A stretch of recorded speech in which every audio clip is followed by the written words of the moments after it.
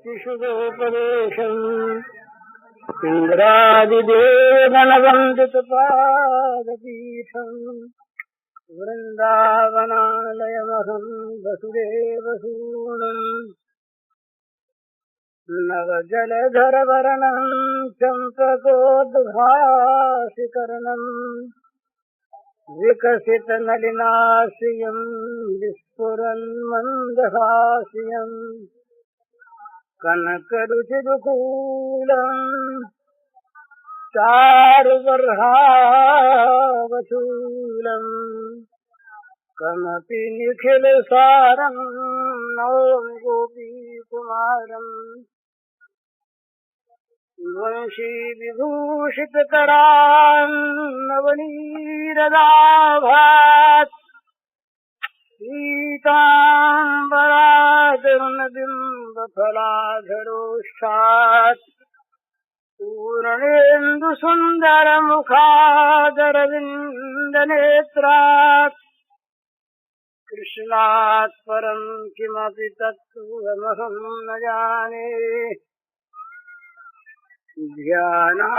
ध्यानाभ्यासवशीकतेन मनसः तन्निर्गुणं निष्क्रियम् ज्योतिः किञ्चन योगिनो यत्परम् पश्यन्ति पश्यन्तु ते अस्माकं तु तदेव लोचन चमत्काराय भूयाश्चिरम् इन्दीपुलिनेषु यत्किमपि तन् नीलम् अहो धावति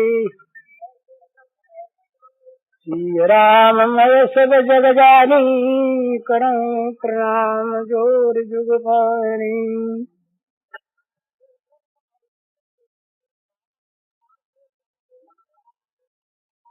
विश्व चराचर के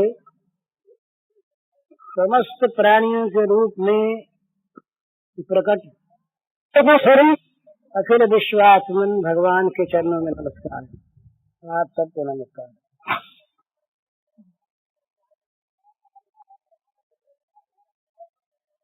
कल अपने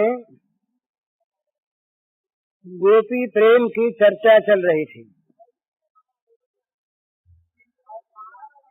ये ध्यान में रखना चाहिए कि गोपी प्रेम ये संसार की बाजारू चीज नहीं है।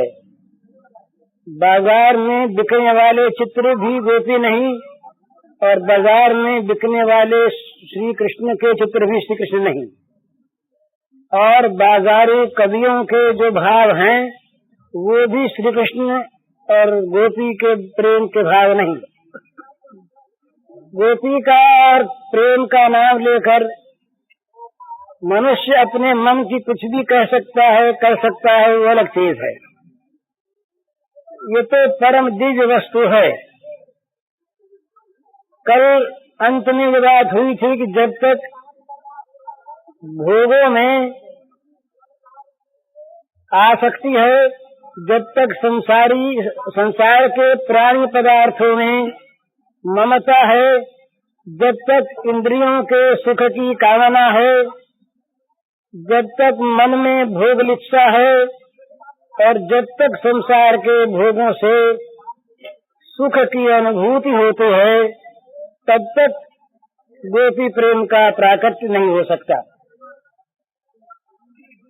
गोपी प्रेम के लिए सबसे पहले आवश्यकता है त्याग की और वो त्याग की पराकाष्ठा पर पहुंचा हुआ होना चाहिए, जहाँ किसी प्रकार के भी ऐहिक पारत्रिक मन इस लोक के परलोक के और मोक्ष तक के सुख की आकांक्षा जहाँ न हो, इस प्रकार का त्याग होना चाहिए।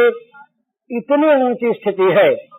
नीचे स्तर पर उतरकर, बहुत ध्यान रखने की बात है, नीचे स्तर पर उतरकर मन में नीचे भावों को रखकर भोग की आकांक्षाओं से मन को कलुषित बनाए रखकर गोपी प्रेम की बात करने वाला कलंक को प्राप्त होगा।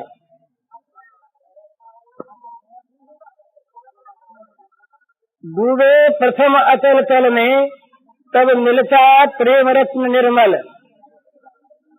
कहीं मृत्यु फल फलता उसमें, कहीं कलंक लाभ केवल।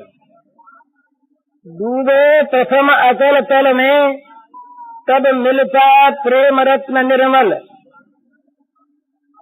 कहीं मृत्यु फल फलता उसमें, कहीं कलंक लाभ केवल।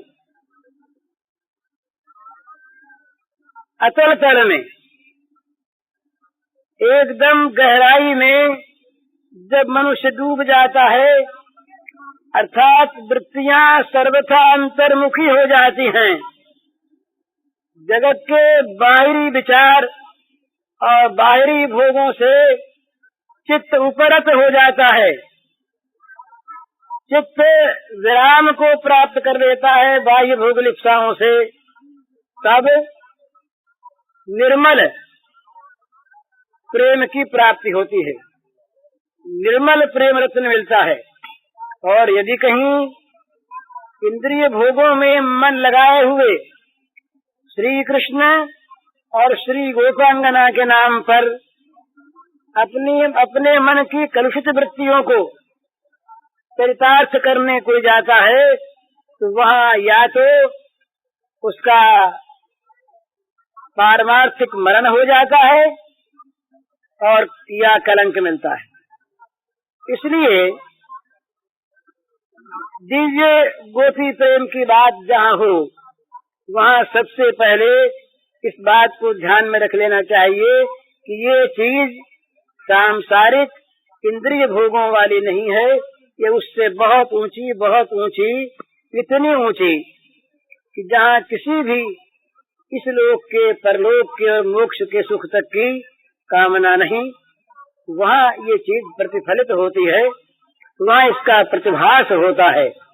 और जब वो निर्मलता परिपूर्ण हो जाती है, तब इसकी प्राप्ति होती है त्याग की। तो प्रेम की भित्ति है त्याग, प्रेम की नींव त्याग है। प्रेम रूपी सुंदर वृक्ष का मूल जो है, बीज, वो है त्याग।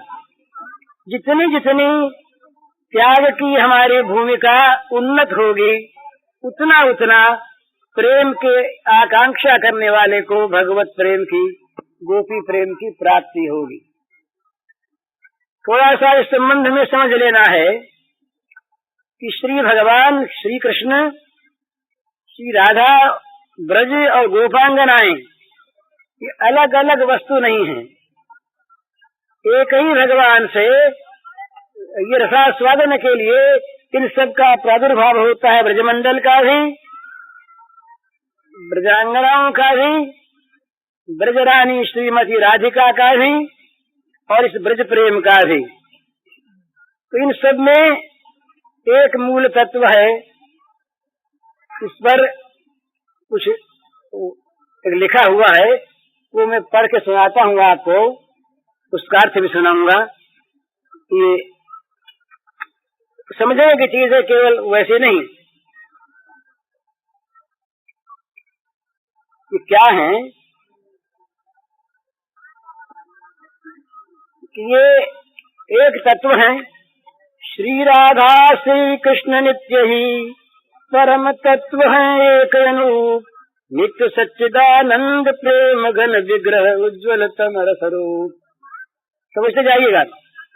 श्री राधा श्री कृष्ण नित्य ही परम तत्व है एक अनूप, नित्य सच्चिदानंद प्रेम घन विग्रह उज्ज्वल तमर स्वरूप।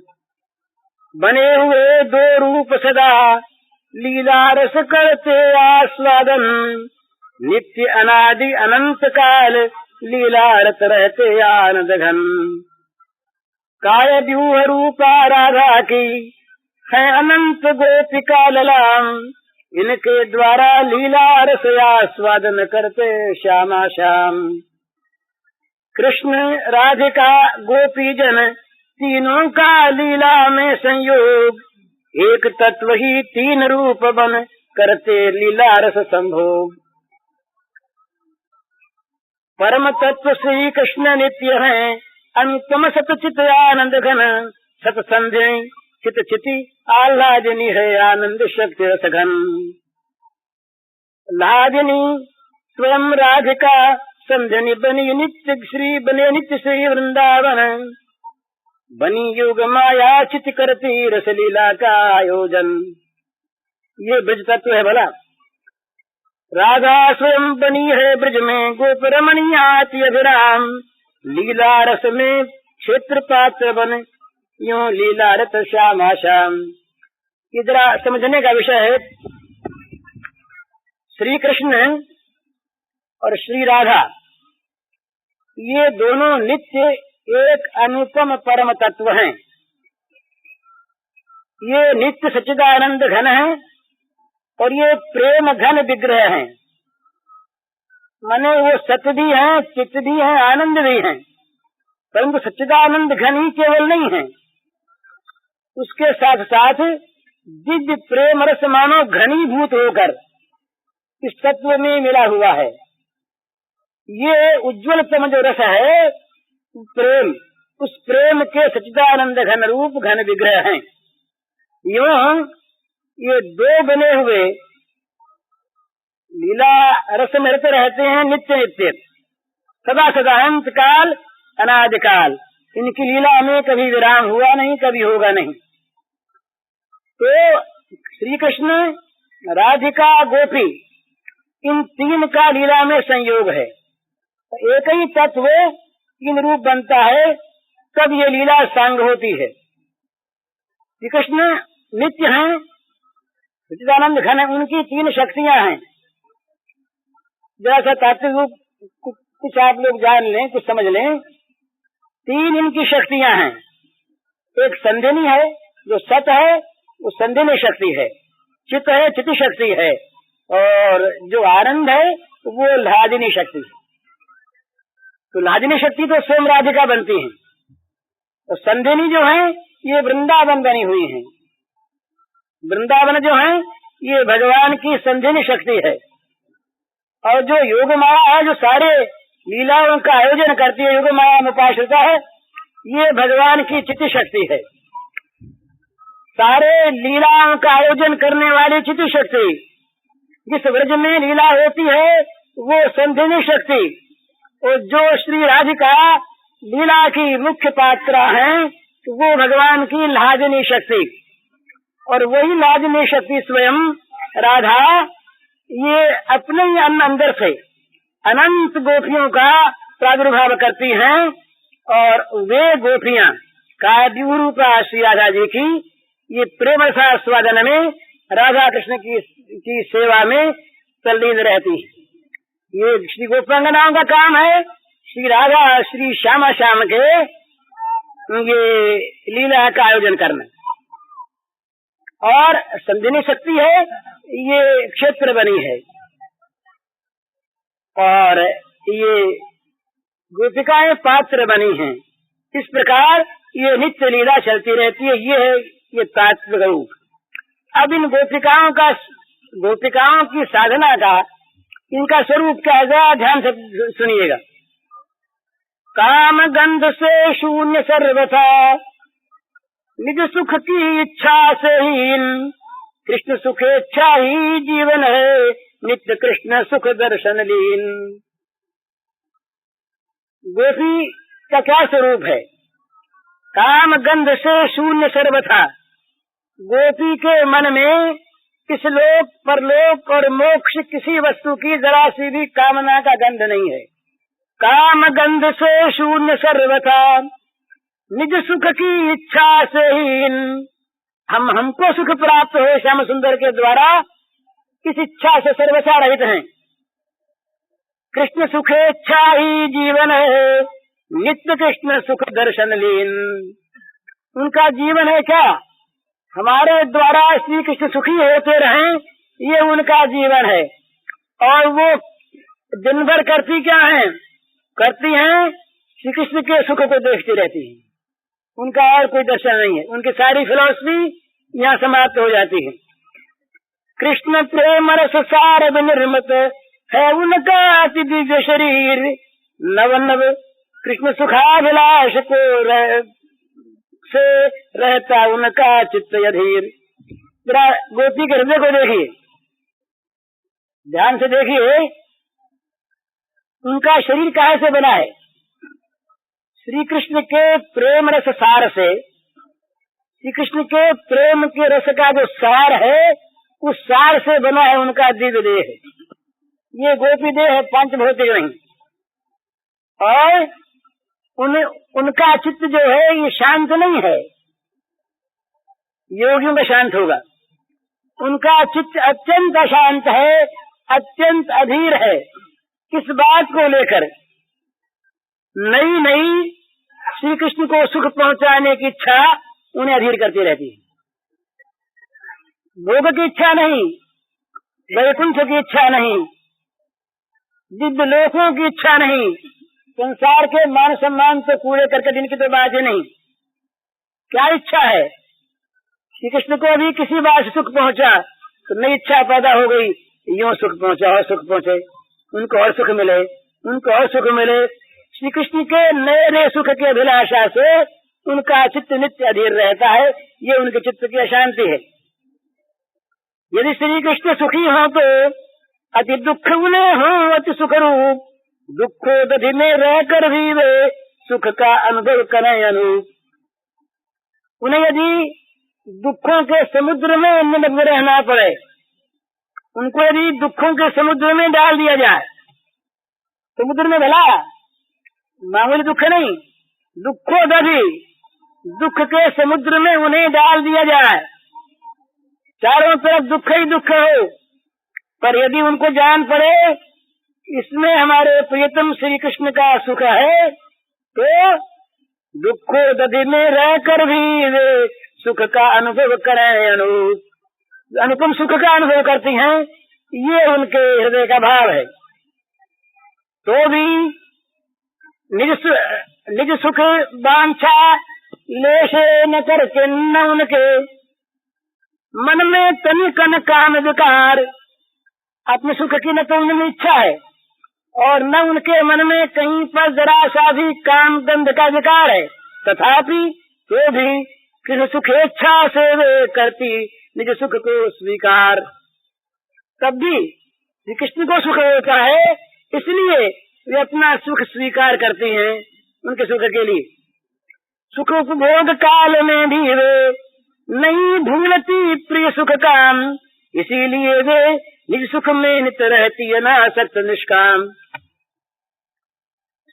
जिस समय में उनको सुख का उपभोग हो रहा होता है, उस समय भी वो प्रियतम के सुख को नहीं भूलती, उनके सुख के लिए अपना सुख स्वीकार करती हैं, और इसीलिए वे अपने सुख में नित्य निष्काम हैं, नित्य अनासक्त हैं। उनकी अनासक्ति वैराग्य से नहीं होती, उनकी निष्कामता भोगों में दुख देखकर नहीं होती। उनकी सारी कामना और उनकी सारी आसक्ति श्री कृष्ण के सुख में जाकर के तल्लीन हो गई है। श्री कृष्ण का सुख ही उनकी आसक्ति, वही उनकी कामना, वही उनका स्वरूप। गमन आगमन शरण जागरण वस्त्राभूषण तन श्रृंगार। यदि श्री कृष्ण सभी कृष्ण सुख हेतु प्रेम रस पूर्ण नित्य आहार विहार। उनका जाना, उनका कहीं आना, उनका जागना, उनका सोना, उनका कपड़े पहनना, उनका श्रृंगार करना, उनका आहार विहार करना, खाना पीना। गीता में भगवान कहते हैं, यत् करोषि यदश्नासि जज्जुहोषि ददासि यत् जब तपस्या कौन्तेय तत्पुरुष मदर्पणम। तुम जो करो, जो खाओ, जो यज्ञ दान तप करो, सब में अर्पण करो, अर्पण करो। ये सब करके, पर यहाँ अर्पण करने की बात ही नहीं है। यहाँ तो सारा सब समर्पित है पहले से, तदर्पिता अखिलाचार्यता। यहाँ तो वो कपड़े पहनती हैं उनके सुख के लिए, भोजन करती हैं उनके सुख के लिए, सोती है उनके सुख के लिए, श्रृंगार करती है उनके सुख के लिए, जाती आदि उनके सुख के लिए। उसके सिवा उनका कोई भी उद्देश्य, कोई भी लक्ष्य नहीं। यदि श्री कृष्ण सुखी होते हों, एक और दूसरी चीज, सुन करके दूसरा भाव न समझिएगा, भय न करिएगा। यदि श्री कृष्ण उनको क्रोध में देख सुखी होते हों, उनके मान से प्रसन्न होते हों, उनके मद से प्रसन्न होते हों, तो वह इनके स्वीकार करने में आपत्ति नहीं। यदि श्री कृष्ण सुखी होते हों, उनमें देख क्रोध मदमान, तो वे अति उल्लास सहित करती है क्रोध महामदमान। वो सुखी होते हो, गुस्सा कर सुखी होंगी, उनको गुस्सा नहीं आता, पर गुस्से को स्वीकार कर लेंगी वे श्री कृष्ण के सुख के लिए। श्री कृष्ण अगर चाहेंगे कि वे मान करके बैठ जाए तो हम सुखी हों, वो मान कर लेंगी, वो मद कर लेंगी। यदि श्री कृष्ण सुखी होते हों, उनमें देख क्रोध मदमान, तो वे अति उल्लास सहित करती है क्रोध महामदमान। और यदि ऐसा भगवान देखते हो श्री कृष्ण ये रूस जाए हम सुखी हों, ये कई जबान कहें तुम सुखी हो, तिरस्कार करें तुम सुखी हो, तो ये करने में भी उनको आपत्ति नहीं। रूठ बैठती परुष बोलती, करती तिरस्कार अपमान, लोक वेद से कभी न डरती, यदि सुख पाते श्री भगवान। रूठ बैठती परुष बोलती, करती तिरस्कार अपमान, लोक वेद से कभी न डरती, यदि सुख पाते प्रिय भगवान। है आसक्ति कृष्ण सुख में अति, है मन अमित कृष्ण सुख काम, कृष्ण सुख इच्छा हित जीवन है, परम पवित्र दिव्य सुख धाम। उनमें आसक्ति का नाश नहीं है, पर उनकी सारी आसक्ति श्री कृष्ण के सुख में है। जगत के भोगों में कहीं आसक्ति नहीं, किसी लोक परलोक में आसक्ति नहीं, किसी प्राणी पदार्थ में आसक्ति नहीं, किसी दिव्य धाम में आसक्ति नहीं, किसी भुक्ति मुक्ति में आसक्ति नहीं। उनकी आसक्ति है श्री कृष्ण के सुख में। उनको किसी वस्तु की कामना नहीं, पर उनके मन में अपरिमित कामना भरी है, ये कृष्ण सुखी होते रहें। अपरिमित काम, अमित काम है उनके मन में। उनका जीवन श्री कृष्ण सुखेच्छामय है, इसलिए वो परम पवित्र है, दिव्य है, परमानंद का धाम है। भुक्ति मुक्ति की नहीं पिशाची, इच्छा का उनके मन बीज, प्रेमानंद सुधार से सार, सुधार समय दुर्लभ नितर समाधि निर्वीज। एक निर्वीज समाधि होती है, उसमें संसार का बीज नहीं होता, यहाँ बीज नहीं है। इनके इसमें प्रेम, ये डूबी हुई हैं प्रेमानंद रस के सुधार समय सागर में, बस इसमें और कोई बीज नहीं है, कोई चीज नहीं, केवल वो प्रेमानंद का सुधार से लहरा रहा है। परम वो कैसा है? परम रम्य सुचि दिव्य, अहम की चिंता से विरहित नित धन्य। ये गोपी जीवन परम रम्य, परम रमणीय है, असुंदर नहीं है, बड़ा सुंदर है, पर पवित्र है, शुचि है, गंदा नहीं है, दिव्य है। और मेरे की अहम की चिंता से सर्वथा शून्य है, इसमें मेरी चिंता है नहीं। ये धन्य जीवन है। इस जीवन को सुरमुनि दुर्लभ, कृष्ण प्रेम रसमय, ये गोपी प्रेम अनन्य। ये गोपी प्रेम कृष्ण सुखमय है, सुरमुनि जन वांछित है। इससे आप संक्षेप में जान गए होंगे गोपी प्रेम क्या है। इसमें दो चीज है, इधर समझने का विषय है। दो चीज है प्रेम में, दो चीज। इधर रस का विषय है, बहुत लोग शायद कम समझते होंगे इसको। ये परस्पर एक दूसरे को सुखी करने की निष्काम निसुख की वांछा से जो चेष्टा, इसका नाम प्रेम है। तो ये प्रेम ब्रज में, इस प्रेम का पूर्णाविर्भाव हुआ ब्रज में। ये ब्रजरस जो है, ब्रज इस प्रेम से परिप्लावित हो गया, बह गया। ये जो प्रेम की विचित्र नदी रही प्रेम की, इसके दो तट हैं। इस प्रेम स्रोतस्विनी के, इस प्रेम रूपी सुधामयी नदी के दो तट हैं, एक विरह, एक संभोग, एक मिलन, एक विरह, एक मिलन, दो तट हैं इसके। जब मिलन तट पर इस प्रेम रूपी नदी, पवित्र नदी के, इसके दो किनारे, दो तट हैं, एक है मिलन तट, एक है विरह तट। मिलन तट पर जब ये ब्रज युगल एकत्र होते हैं, श्री राधा माधव, तो वहाँ संभोग रस की प्राप्ति होती है, संभोग का आस्वादन है। और विरह तट पर उसे कहते हैं शास्त्रीय भाषा में विप्रलंभ, विप्रलंभ रस का आस्वादन है। प्रेम नदी के दो तट हैं, भला एक विरह, एक मिलन। मिलन तट जो है, इस पर जब मिलन होता है तब संभोग रस का आस्वादन है। और विरह तट पर विप्रलंभ, विरह वेदना, इसका वहाँ पर आस्वादन है। इनके चार चार भाव हैं। बहुत संक्षेप में मैं कहूँगा, इसको आगे दूसरी बात करनी, केवल कि समझा जाए थोड़ा सा। विरह के चार रूप हैं, विरह के चार रूप हैं। पूर्वराग उनका शास्त्रीय नाम है, पूर्वराग,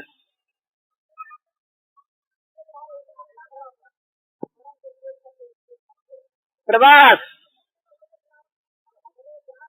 प्रेम वैचित्य और मिलन, ये दूरवास। और मिलन के भी चार, संभोग के भी चार भाग हैं, चार उसके नाम हैं। संक्षिप्त भोग, संकीर्ण संभोग, संक्षिप्त संभोग, संपूर्ण संभोग और समृद्धिमान संभोग, चार उसके हैं। तो जब पूर्वराग के बाद मिलन होता है, संभोग होता है, उसे कहते हैं संकीर्ण।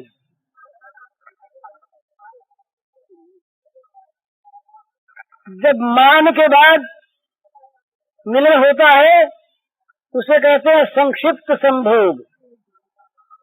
और उस दूरदास के बाद जो संभोग होता है, उसे कहते हैं संपूर्ण संभोग। तो सुदूर प्रवास के बाद जो संभोग होता है, विप्रलंभ के बाद, उसे कहते हैं समृद्धिमान संभोग। ये केवल मैं नाम बताऊं, शास्त्री इनकी व्याख्या बड़ी लंबी चौड़ी है, रसशास्त्र है ये।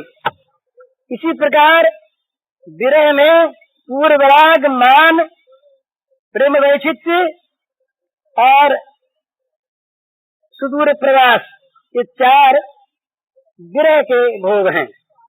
इनमें एक की बात बताता हूँ मैं आपको, बड़ी सुंदर, ये तो शास्त्रीय बात मैंने कह दी। प्रेम वैचित्य, एक दिन ये श्री चैतन्य महाप्रभु अपने जीवन के 18 वर्ष तक, अंतिम जीवन में ये जगन्नाथ जी में रहे। उस लीला का नाम है गंभीरा लीला। उस लीला में उनके विरह और मिलन का, यही उनका नित्य निरंतर स्वरूप रहा। कभी वो छटपटाते हैं, रोते हैं, और इतना रोते हैं कि उनके आंखों से आंसुओं की धारा नहीं बहती, आंखों के फव्वारे छूटते हैं। पास बैठा हुआ आदमी भीग जाता है, कुंड भर जाता है। बड़ी बड़ी महान वेदना का अनुभव करते हैं वो। और कभी मानो श्याम सुंदर आ गए, उनका आलिंगन करते हैं, हृदय से लगाते हैं, मिलते हैं और अप्रतिम सुख का अनुभव करते हैं। 18 साल तक उनकी लीला चलती रही लगातार। इस लीला में एक चीज जो है, इस विरह की लीला में, विरह के चार भाव हैं। पूर्वराग है, मिलन से पूर्व, मिलन से पूर्व, प्राप्ति से पूर्व होने वाला जो मन का अनुराग है उसे कहते पूर्वराग। मिले नहीं हैं भगवान, अभी तक मिले नहीं, प्रेमास्पद का मिलन हुआ नहीं, किंतु उनमें राग हो गया, उनमें आसक्ति हो गई। जैसे किसी लड़की की सगाई हो जाए, उसने पति को देखा नहीं, सुना, घर वालों से सुना, सुन करके जैसे उनमें राग हो जाए और उससे मिलन की इच्छा जागृत हो जाए बहुत मन में, इसे कहते हैं पूर्वराग। पूर्वराग में विरह है, वियोग है ना, इसमें विप्रलम्ब रहती है। ये मिलन के बाद प्रेम साम्राज्य में एक वस्तु होती है, एक स्थिति होती है, उसका नाम होता है मान। मान में भी बिछोह होता है, पर मान का बिछोह भी विरह वेदना उत्पन्न करता है। तो मान मिल सकते हैं, पर मान है, इसलिए मान में एक विरह की वेदना होती है, बड़ी मीठी पर बड़ी भयानक। तीसरी जो है वो प्रेम वैचित्र्य, ये बड़ा सुंदर, एक समय के बाद सुंदर बात है। श्री श्याम सुंदर विचर रहे थे, श्री राधिका जी नदी में स्नान कर रही थी, ये पीछे से गए। अच्छा, स्नान कर रही थी और वियोग में दुखित थी, मन में सोच रही थी कि जीवन नहीं रखना चाहिए, मर जाना चाहिए।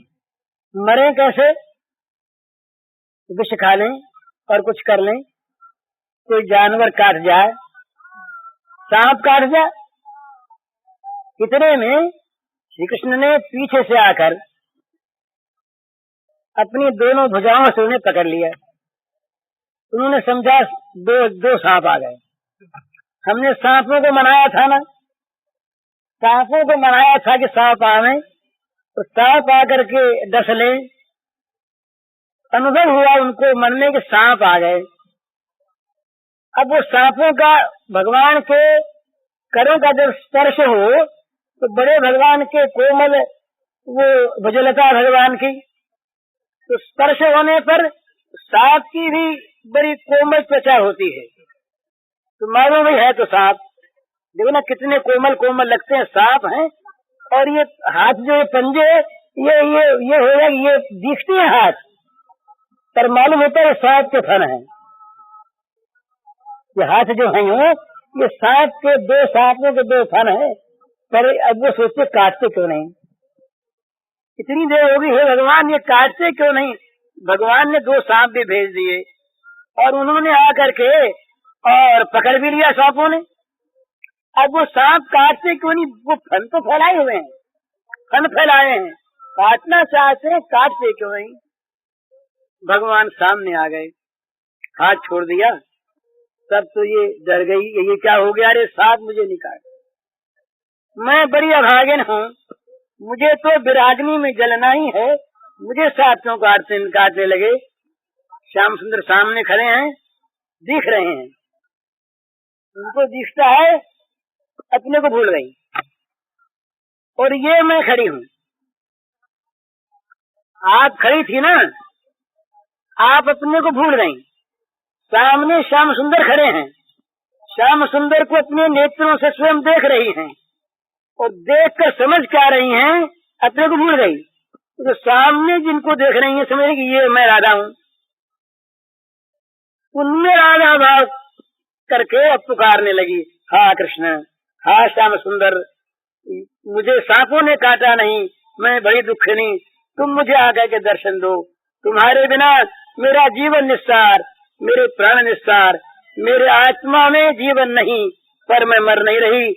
अब श्री कृष्ण के रूप में पुकार रही हैं, वो हंस रही है सामने, वो बोले रही मैं तो खड़ा हूँ, तेरे सामने में खड़ा हूँ श्याम सुंदर। तो देखती क्या है, श्याम सुंदर में स्थित होकर देखती है कि नाना ये तो छल है, ये तो छल से श्याम सुंदर कहाँ, ये तो मैं हूँ, सुंदर कहाँ, ये तो जो ये था इसको भूल गई, उसमें स्थित हो गई मन से, स्थित होकर के उसने मन से और ये सोचती हैं, ये सुन करके सोचती हैं कि ये मुझसे कुछ छल कर रहा है। वो तो आई नहीं, वो तो है ही नहीं, वो तो न मालूम क्यों आवेंगे मेरे पास। मैं उनके द्वारा छली गई, ये मुझे कुछ छल रहा है। इसका नाम है प्रेम वैचित्र्य। शास्त्रीय भाषा विस्तार से क्या है कि समीप हैं, पास हैं, अपने हाथ में हैं और भूले हुए हैं। ये वेदांत की भाषा में आता है। वेदांत की भाषा में आत्मा नित्य हृदय में है, सबको प्राप्त है, नित्य प्राप्त है, परमात्मा को भूले हुए हैं। तो हमारा तो ये अज्ञान है, हम तो अज्ञान में आत्मविस्मृत हैं, अज्ञान में अपने नित्य आत्म स्वरूप को भूले हुए हैं। परमेश्वरी वो प्रांगनाएं, वो श्री राधा रानी अज्ञान में नहीं है, वो प्रेम में इतनी तल्लीन होकर के अपने आप को भूल गई हैं। जब मैं था तब हरि नहीं, अब हरि है मैं नाही, प्रेम गलियत सागरी ता में दो न समाए। इतना एकत्व हो गया है, इतना एकत्व का अनुभव हो रहा है कि वो सामने रहते हुए भी, सामने है देखते हुए भी वो समझती है कि ये तो मैं हूँ, वो नहीं है, वो नहीं है। इसे कहते हैं, इसमें विरह होता है। ये भी विरह की एक दशा है, विप्रलम्ब की एक अवस्था है। प्राप्त होने पर भी, प्राप्त रहने पर भी गोद में सोए हैं। ये कथा आती श्रीमद् भागवत के रसरास पंचाध्याय में, उसका संकेत है, उसमें खोला नहीं। भगवान अंतर्धान हो गए, श्री राधिका जी रोने लगी, हा पृष्ठ, हा रमन, कहाँ गए कहाँ गए। उस समय क्या था, वही थे, उनकी गोद में वो सोई हुई थी, परंतु वो भूल गईं। उन्हें दिखा कि वो तो चले गए कहीं। जब गोपिकाएं आई तो वो छोड़ करके अंतर्धान हो गए, पहरे थे। ये प्रेम वैचित्र्य माने वस्तु के प्राप्त होने पर भी, प्रियतम के सन्निधि में रहते हुए भी इस प्रकार की तन्मयता हो जाए कि अपने आप को भूल जाए और वो उसके पास रहने की स्थिति न रहे, और वो कहाँ गए, वो कहाँ गए, क्या हो गया, और विरह के दुख से संतप्त हो जाए। तो पास रहने पर संतप्त हो, ये होता है ध्यान में। जब ऐसी चीज होती है, सामने खड़े हो गए, नहीं दिखे, ध्रुव जी के सामने खड़े नारायण, ध्रुव के मन में नारायण, ध्रुव नहीं जागते, भगवान मन से हटे, ध्रुव जाकर हुए जागे, पर भी देखा ध्रुव ने भगवान को बाहर। तो मतलब कहने का क्या है, ये प्रेम की एक ऐसी अवस्था होती है जिसे कहते हैं प्रेम वैचित्र्य। इस प्रेम वैचित्र्य की अवस्था में वो पास रहने पर नहीं देखते। ये भी एक विरह का रूप है। इसके बाद प्रवास एक विरह का रूप है। तो चार तरह के विरह और चार प्रकार के संभोग ये गोपी प्रेम में हैं, ये सब में हैं। जहाँ भी आप दिव्य प्रेम के राज्य में जाएंगे, वहाँ पर इस प्रकार की अनुभूति आपको होगी। फिर दिखेगा वो, सुनेगा वो, सुनेंगे आप उसको, स्पर्श करेंगे आप उसका। ये बड़ी विचित्र अवस्था होती है जिसमें सब और भगवान के दर्शन होते हैं, सब घुसा देते। एक बार की बात है, गोपी प्रातः काल का समय, बड़ी सुंदर लीला, प्रातः काल का समय, पूजा वूजा करके उठी, रसोई बनाने लगी। रसोई बनाने को बैठी, चूल्हे में आग जलाई, इतने में वो तो ध्यान गया ना, सुनाई दी भगवान की मधुर मुरली बज रही है। मुरली बज रही है भगवान की, बजाई हो, ये वो बजती हो ना बजती हो, उसको मुरली सुनाई दी भगवान की, मानो भगवान खड़े हैं सामने, दिख गए और मुरली ध्वनि सुनाई दी। इधर क्या हुआ, आग में ध्यान मान रहा नहीं, आ गई बुझ। किसने सोचा कि मुरली ने आग बुझा दी मेरी, रसायन अपनी हृदय में, सोचा जोश मेरे हृदय में वो चूल्हे में भी आया होगा।